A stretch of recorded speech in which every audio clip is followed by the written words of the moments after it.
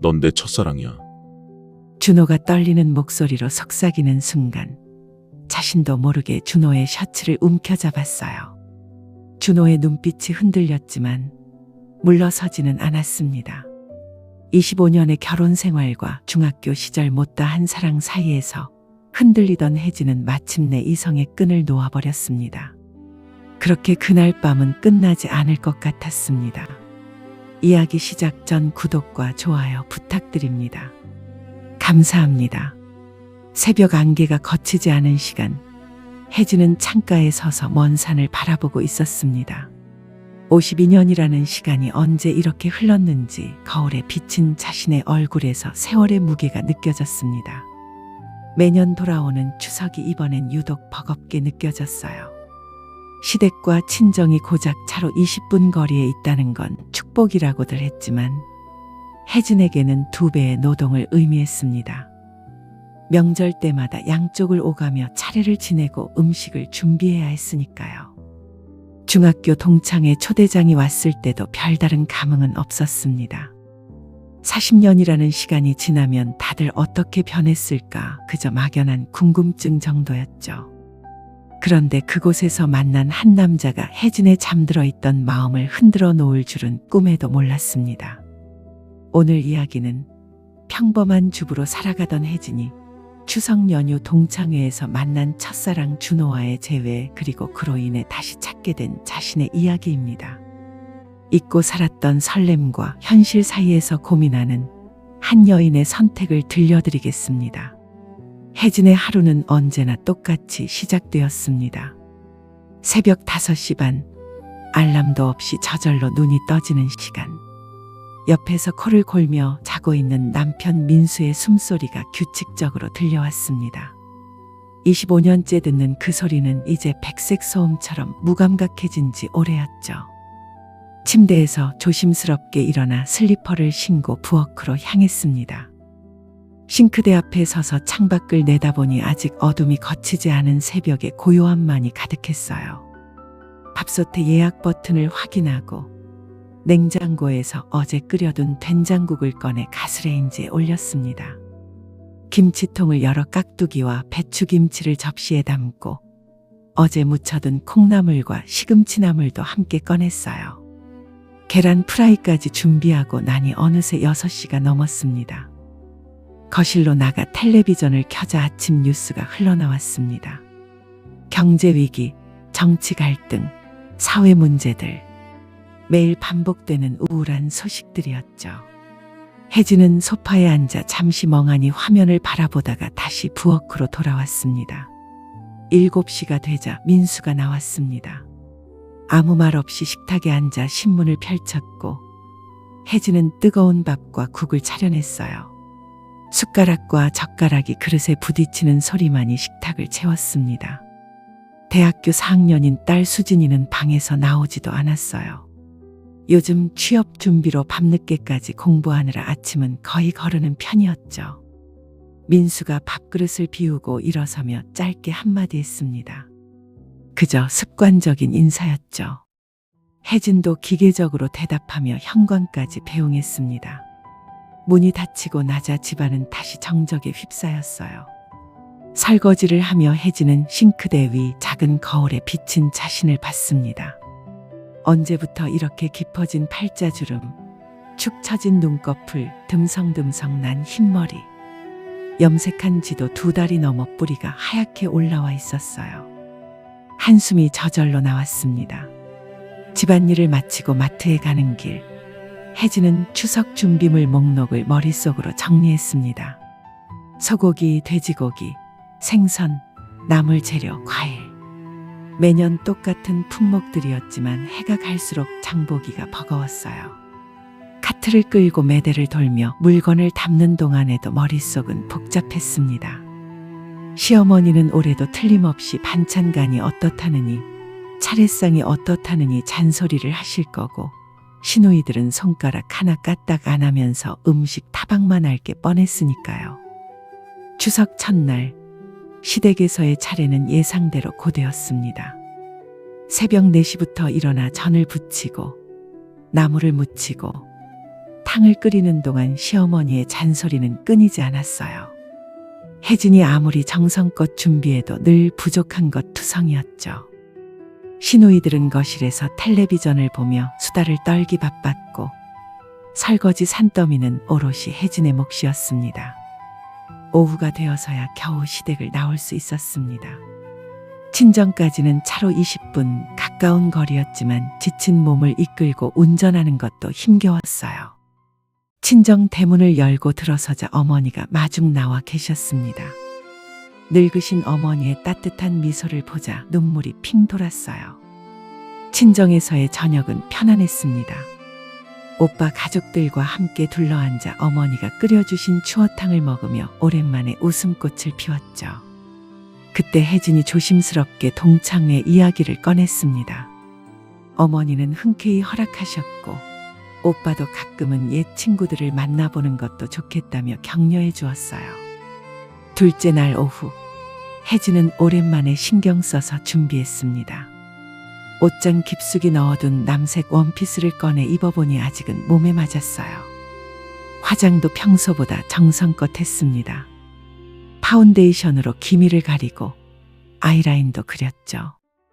거울을 보니 10년은 젊어 보이는 것 같았습니다. 동창회 장소인 고향의 한 식당에 도착했을 때 이미 많은 동창들이 모여 있었어요. 40년의 세월이 각자의 얼굴에 새겨져 있었지만 목소리와 웃음소리는 여전히 그 시절 그대로였습니다. 미선이를 비롯한 친했던 친구들과 포옹하며 반가움을 나누었죠. 그때였습니다. 식당 문이 열리며 한 남자가 들어왔어요. 깔끔한 정장에 단정한 헤어스타일, 자신감 넘치는 걸음걸이. 순간 식당 안이 조용해졌습니다. 특히 여자 동창들의 시선이 일제히 그에게 쏠렸죠. 그 남자가 바로 강준호였습니다. 중학교 때 존재감 없이 조용했던 그 아이가 이렇게 변할 줄이야. 준호는 능숙하게 인사하며 자리에 앉았어요. 바닷가에 베이커리 카페를 운영한다는 이야기를 하자 모두가 감탄했습니다. 특히 여자 동창들의 반응이 뜨거웠죠. 식사가 시작되고 자리가 재배치되면서 준호가 혜진 근처에 앉게 되었습니다. 가까이서 보니 은은한 향수 냄새가 났고 손목의 고급 시계가 눈에 띄었어요. 세월이 가져다준 성숙함과 여유가 온몸에서 풍겨났습니다. 저녁 내내 몇몇 여자 동창들이 준호 주변을 맴돌았어요. 특히 이혼했다는 정숙이는 노골적으로 관심을 표현했죠. 준호 옆자리에 앉으려 애쓰고 와인을 따라주겠다고 나서고 연신 살가운 목소리로 말을 걸었습니다. 또 다른 동창 영희도 만만치 않았어요. 자신의 사업 이야기를 꺼내며 조언을 구한다는 핑계로 연락처를 달라고 조르기도 했죠. 그런데 신기하게도 준호는 정중하지만 단호하게 거리를 두었습니다.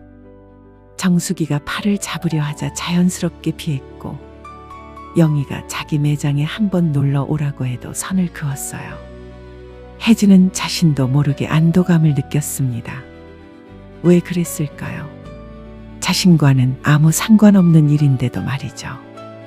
2차로 준호의 카페에 가자는 제안이 나왔을 때도 마찬가지였습니다.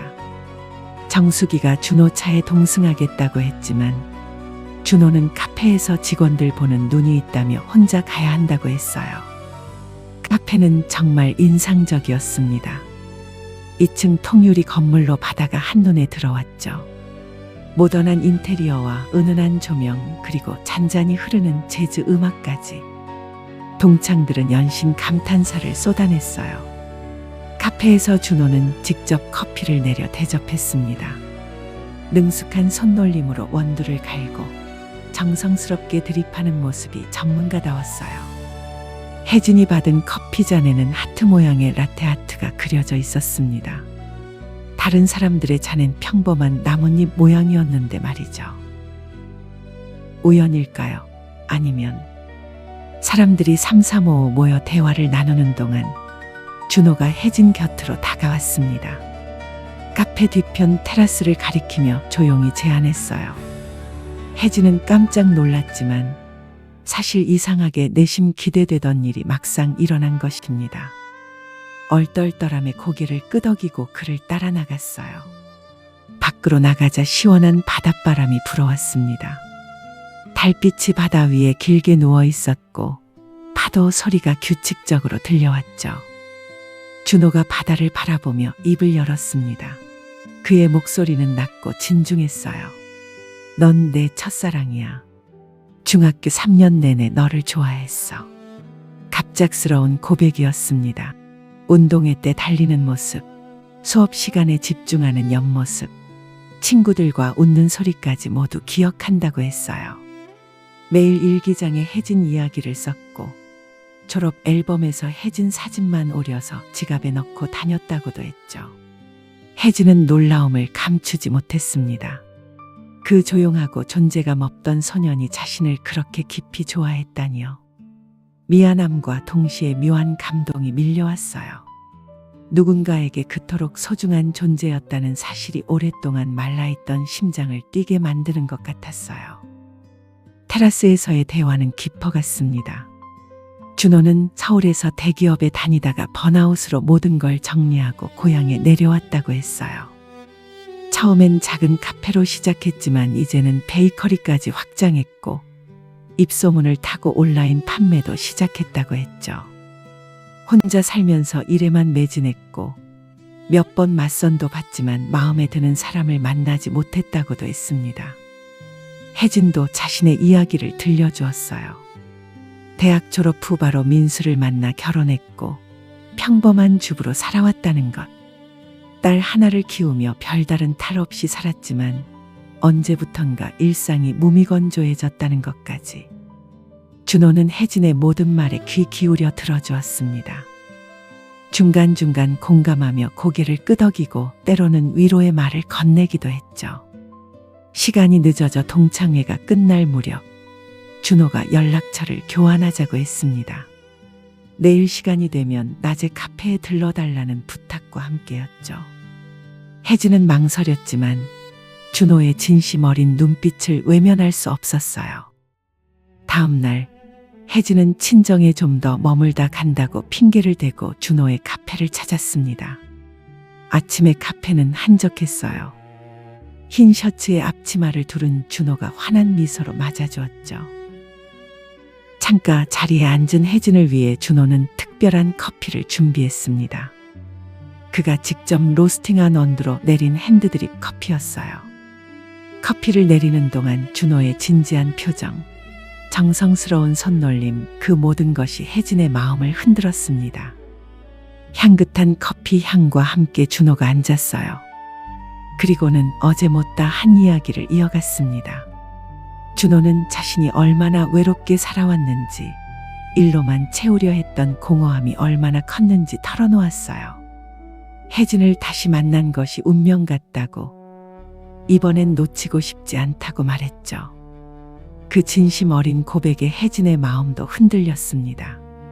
점심시간이 되자 준호가 자신이 운영하는 베이커리를 구경시켜 주었어요. 갓 구운 빵 냄새가 가득한 공간이었죠. 직접 만든 크로아상과 샌드위치를 내온 준호. 한 입 베어 물자 버터 향이 입안 가득 퍼졌습니다. 서울의 호텔 베이커리 못지않은 고급스럽고 감칠맛 가득한 맛이었어요. 오후에는 준호가 특별한 장소를 보여주겠다며 차를 몰았습니다. 언덕 위 전망대에서 내려다본 바다는 장관이었어요. 준호는 이곳이 자신만의 비밀 장소라고, 힘들 때마다 와서 마음을 다잡는다고 했죠. 그리고는 조심스럽게 혜진의 손을 잡았습니다. 따뜻하고 든든한 손이었어요. 해가 지면서 하늘이 붉게 물들었습니다. 준호가 혜진을 자신의 집으로 데려갔어요. 바다가 보이는 2층 주택은 심플하면서도 세련됐죠. 와인을 따르며 준호는 더 깊은 이야기를 꺼냈습니다. 혜진과 새로운 시작을 하고 싶다고, 서울에도 가게를 낼 계획이니 함께 운영하면서 행복하게 살자고 제안했어요. 혜진의 마음은 크게 흔들렸습니다. 25년간의 무미건조한 결혼 생활과 새로운 가능성 사이에서 갈등했죠. 그날 밤 혜진은 선을 넘고 말았어요. 오랜만에 다시 찾아온 설렘의 이성의 끈을 놓아버린 것이죠. 해가 서쪽 수평선으로 기울면서 하늘이 붉은빛과 보랏빛으로 물들어갔습니다. 준호의 집 거실 통유리 너머로 보이는 바다는 마치 불타는 것 같았어요. 혜진은 와인 잔을 든 제 창가에 서서 그 장관을 바라보고 있었습니다. 준호가 뒤에서 다가왔어요. 혜진의 어깨에 가벼운 캐시미어 숄을 올려주며 속삭였습니다. 그의 숨결이 혜진의 귀를 스치자 온몸에 전율이 흘렀어요. 혜진은 고개를 돌려 준호를 올려다봤습니다. 역광의 실루엣으로 보이는 그의 얼굴이 너무나 아름다웠어요. 준호의 손이 혜진의 볼을 감쌌습니다. 거칠지만 따뜻한 손이었어요. 엄지손가락이 천천히 혜진의 광대뼈를 쓰다듬었고 그 작은 움직임만으로도 혜진의 숨이 빨라졌습니다. 준호가 고개를 숙이며 혜진의 이마에 입을 맞췄어요. 그리고 눈썹, 눈꺼풀, 코끝, 천천히 내려오다가 입술 바로 앞에서 멈췄습니다. 혜진이 먼저 발 뒤꿈치를 들고 준호의 입술에 닿았어요. 처음에는 가볍게 마치 나비가 꽃잎에 앉듯이. 하지만 준호가 혜진의 허리를 끌어안자 키스는 깊어졌습니다. 40여 년의 시간이 단숨에 사라지는 것 같았어요. 그들은 다시 15살이 되었고 동시에 52년을 산 어른이기도 했습니다. 준호가 혜진을 안아들었어요. 혜진은 놀라 작은 비명을 질렀지만 준호의 목에 팔을 둘렀습니다. 침실로 향하는 동안 두 사람은 서로의 눈을 떼지 못했어요. 침실은 은은한 간접 조명으로 물들어 있었고 열린 창으로 파도 소리가 들려왔습니다. 준호가 혜진을 침대 가장자리에 앉히고 무릎을 꿇었어요. 혜진의 구두를 벗기며 발목을 쓰다듬었습니다. 그 정성스러운 손길에 혜진의 눈가가 뜨거워졌어요. 언제 마지막으로 이런 대접을 받아봤을까요? 혜진의 원피스 지퍼를 내리는 준호의 손이 살짝 떨렸습니다. 혜진도 긴장했지만 이상하게 부끄럽지는 않았어요. 오히려 자신이 아직 여자라는 것을, 욕망할 수 있고 욕망받을 수 있다는 것을 확인하는 순간이었습니다. 준호의 셔츠 단추를 푸는 혜진의 손가락도 서툴렀어요. 마지막 단추를 풀고 셔츠를 벗기자 단단한 가슴이 드러났습니다. 세월의 흔적이 있었지만 꾸준한 운동으로 다져진 몸이었어요. 혜진이 손바닥을 그의 가슴에 대자 준호의 심장이 세차게 뛰는 게 느껴졌습니다. 두 사람은 나란히 누웠어요. 준호가 혜진의 머리카락을 귀 뒤로 넘기며 속삭였습니다. 혜진의 목덜미에 입을 맞추자 혜진이 작게 신음했어요. 오래 잊고 있던 감각이 되살아났습니다. 준호의 손길은 조심스러우면서도 간절했어요. 혜진의 어깨를, 팔을 그리고 허리를 쓰다듬으며 매 순간을 기억하려는 듯했습니다. 혜진도 준호의 등에 손톱을 세우며 그를 더 가까이 끌어당겼어요. 달빛이 침대 위로 비스듬히 들어왔습니다.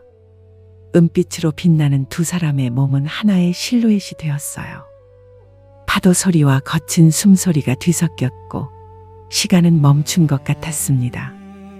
준호가 혜진 위에서 움직일 때마다 혜진은 그의 이름을 불렀어요. 처음에는 속삭임으로 점점 더 크게. 준호도 혜진의 이름을 부르며 이마를 맞댔습니다. 땀방울이 서로에게 떨어졌고 뜨거운 숨이 얼굴을 스쳤어요. 절정의 순간 혜진은 준호를 꼭 껴안았습니다. 온몸이 떨렸고 눈물이 흘렀어요. 슬픔의 눈물이 아니라 해방의, 환희의 눈물이었습니다. 준호도 혜진의 눈물을 닦아주며 그녀의 얼굴 곳곳에 입을 맞췄어요. 한참을 그렇게 안고 있다가 준호가 옆으로 누우며 혜진을 품에 안았습니다. 혜진의 머리는 준호의 가슴 위에 놓였고 준호의 심장 소리를 들으며 천천히 숨을 골았어요. 창밖에서는 파도 소리가 자장가처럼 들려왔습니다. 준호가 혜진의 등을 쓰다듬었습니다. 혜진이 준호의 가슴에 입을 맞추며 화답했습니다. 그저 그 순간이 영원하기를 바랄 뿐이었습니다. 새벽녘 혜진이 먼저 깨어났어요. 준호는 깊이 잠들어 있었습니다. 잠든 그의 얼굴을 보니 중학생 때 그 소년의 모습이 겹쳐 보였어요. 혜진은 조심스럽게 준호의 얼굴을 쓰다듬었습니다. 이것이 마지막일지도 모른다는 생각에 가슴이 아팠어요. 준호가 눈을 떴습니다. 잠에서 깬 그의 눈동자는 맑고 투명했어요. 혜진을 보자 환하게 웃으며 다시 품으로 끌어당겼습니다. 그리고는 다시 한번 더 천천히 더 깊이 사랑했어요. 아침 햇살이 방 안 가득 들어올 때까지. 샤워를 마치고 준호의 셔츠를 걸친 혜진은 거울 앞에 섰습니다. 낯선 여자가 거기 있었어요. 아니, 어쩌면 가장 진짜인 자신의 모습이었는지도 모릅니다. 목과 어깨에 남은 붉은 자국들이 어젯밤이 꿈이 아니었음을 증명하고 있었어요. 준호가 아침을 준비하는 동안 혜진은 테라스에서 커피를 마시며 바다를 바라봤습니다. 이제 곧 현실로 돌아가야 한다는 것을 알고 있었어요. 하지만 이 순간만큼은, 이 아침만큼은 그저 사랑받는 여자로 있고 싶었습니다. 점심이 지나 혜진은 복잡한 마음으로 준호의 집을 나왔습니다. 바래다 주겠다는 걸 마다하고 택시를 탔어요. 친정으로 향하는 동안 어젯밤의 기억이 계속 떠올랐습니다. 준호의 손길, 그의 숨결, 속삭임. 모든 것이 꿈 같았지만 목덜미의 따끔한 감각이 현실임을 일깨워 주었죠. 친정 골목에 들어서자 익숙한 풍경이 눈에 들어왔습니다. 그런데 대문 앞에 민수의 차가 세워져 있었어요. 가슴이 철렁 내려앉았습니다. 왜 민수가 여기에? 설마 무슨 일이 생긴 건 아닐까? 혜진은 급하게 대문을 열고 들어갔어요. 거실에서 웃음소리가 들려왔습니다. 민수가 장모님의 어깨를 정성스럽게 주무르고 있었고 어머니는 행복한 표정으로 웃고 계셨습니다. 저녁 식사 후 어머니가 일찍 주무시러 들어가셨어요. 혜진과 민수는 마당에 놓인 평상에 앉아 막걸리를 마셨습니다. 보름달이 환하게 떠올라 마당을 비추고 있었죠. 민수가 막걸리를 한 모금 마시고 나서 조용히 말했습니다.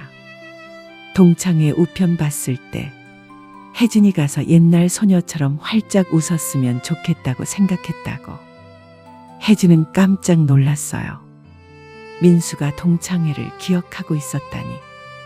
민수가 계속 말했어요. 외로워하는 거 알면서 못 본 척해서 미안했다고. 자신도 회사 일로 힘들어서 그랬다고. 그의 목소리에는 쓸쓸함이 묻어 있었습니다. 혜진의 눈가가 뜨거워졌습니다. 민수도 나름대로 많은 것을 느끼고 있었다는 걸 알았어요. 혜진은 잔을 내려놓고 솔직히 말했어요. 자신도 무뎌졌고 무신경해졌고 편해졌었다고. 두 사람의 대화는 마치 오래 닫힌 방문을 힘겹게 여는 일 같았어요. 삐걱거렸지만 결국 열렸어요. 민수가 손을 내밀었습니다. 거칠고 굳은 살 박인 손이었지만 따뜻했습니다. 두 사람은 한참 동안 손을 잡고 있었어요. 말은 없었지만 많은 것이 전해졌습니다. 25년의 세월, 함께 웃고 울었던 시간들, 딸 수진이를 키우며 겪었던 일들. 모든 것이 주마등처럼 스쳐 지나갔어요. 그날 밤 혜진과 민수는 오랜만에 젊은 시절처럼 술잔을 기울이며 밤늦도록 이야기를 나눴습니다. 대학 때 처음 만났던 날, 첫 데이트, 결혼식, 수진이가 태어났던 날, 잊고 있었던 추억들이 하나둘 되살아났어요. 두 사람은 오랜만에 진솔한 대화를 나눴어요. 서로에게 서운했던 것들, 바라는 것들, 앞으로의 계획들. 새벽이 될 때까지 이야기는 계속됐습니다. 다음 날 아침, 혜진의 휴대폰에 준호의 메시지가 왔어요. 혜진아, 어제 정말 행복했어. 오늘도 만날 수 있을까? 혜진은 한참을 망설이다가 답장을 보냈습니다. 준호야, 어제는 정말 특별한 시간이었어. 하지만 이제 제자리로 돌아가야 할 것 같아. 가족이 있는 곳으로. 준호의 답장이 왔어요. 이해해. 그래도 기다릴게.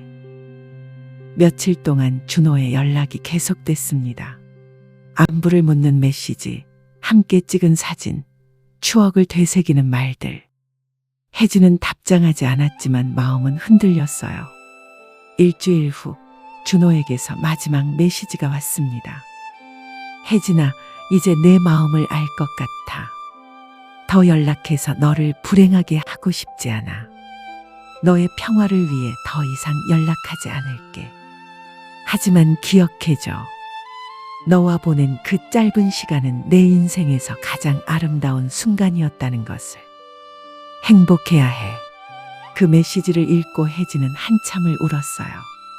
고마움과 미안함, 아쉬움이 뒤섞인 눈물이었습니다. 추석 연휴가 끝나고 서울로 돌아온 후 혜진은 변하기 시작했습니다. 먼저 자신만의 시간을 갖기로 했어요. 매일 아침 1시간씩 동네 공원을 걸었고 오후에는 요가 학원에 등록했습니다.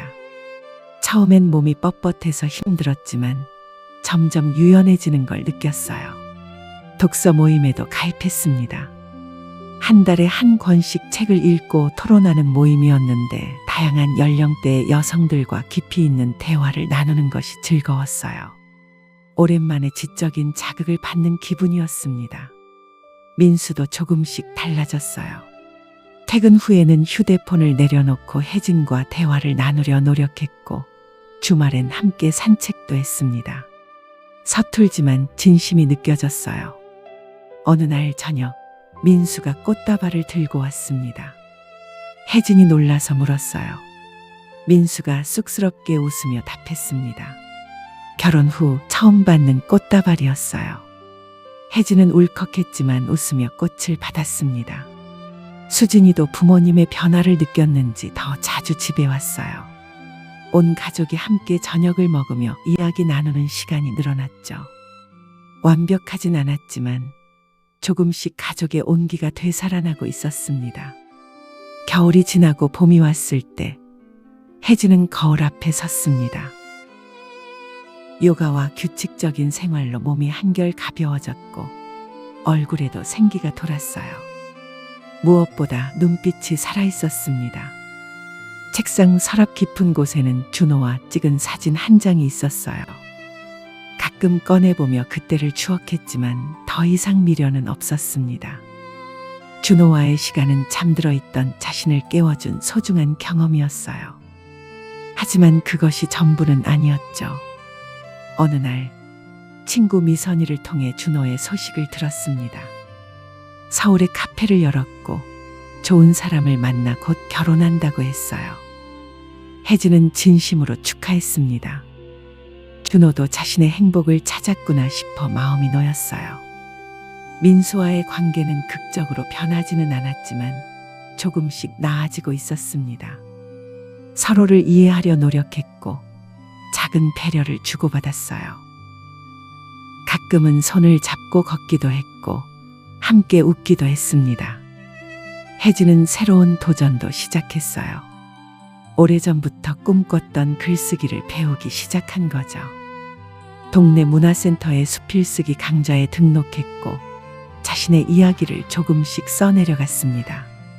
강사님은 혜진의 글에 진정성이 있다고 칭찬해 주셨어요. 봄날의 어느 오후 혜진은 카페에서 글을 쓰고 있었습니다. 창밖으로 벚꽃이 흩날리고 있었어요. 노트북 화면에는 이런 문장이 떠 있었습니다. 사랑은 때로 우리를 흔들어 놓지만 그 흔들림을 통해 우리는 더 단단해진다. 누군가의 첫사랑이라는 설렘도 오랜 사랑의 편안함도 모두 소중하다. 중요한 것은 지금 이 순간 내가 선택한 삶을 주체적으로 살아가는 것이다.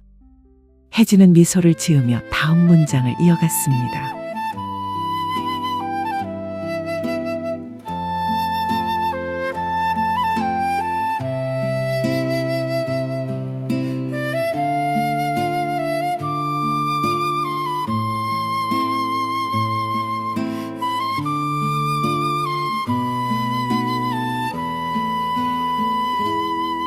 새벽 안개가 내 안을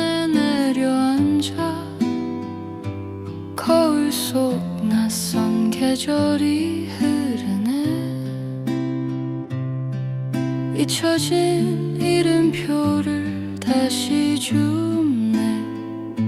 잠든 씨앗이 꿈틀대기 시작해. 오래된 교실 창가에서 넌 내 첫 별이었어. 그 울림에 첫사랑이란 주문으로 깨어나는 또 다른 계절. 52개의 나이 태도 가둘 수 없는 나비의 날개짓. 파도가 새긴 발자국처럼 달빛에 젖은 속삭임들. 이미 기운 해를 알면서도 놓지 못한 그림자.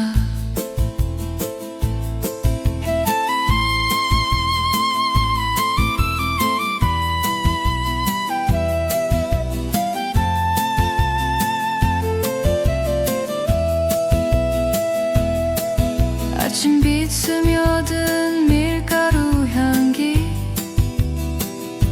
손끝으로 빚어낸 온도들. 낡은 마루에 엎질러진 술잔처럼 서로의 금간 곳을 비춰보며 마지막 편지 속 약속. 너의 하늘을 지켜줄게. 첫사랑이란 주문으로 깨어나는 또 다른 계절. 52개의 나이 태도 가둘 수 없던 나비의 날개짓. 하지만 이제 읽어내. 사랑은 동사라는 것을. 찰나의 불꽃놀이보다 오래 지펴온 난로가 더 따뜻해. 몸의 지도를 다시 그리듯 한 겹씩 한 호흡씩 원래의 별자리로 돌아가. 처음 피운 꽃다발의 어색함. 저녁빛으로 차오르는 식탁. 이것이 내가 그린 풍경화.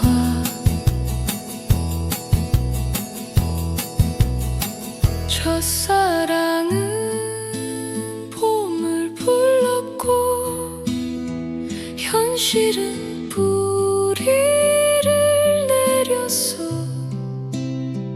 흔들림이 만든 더 깊은 연륜.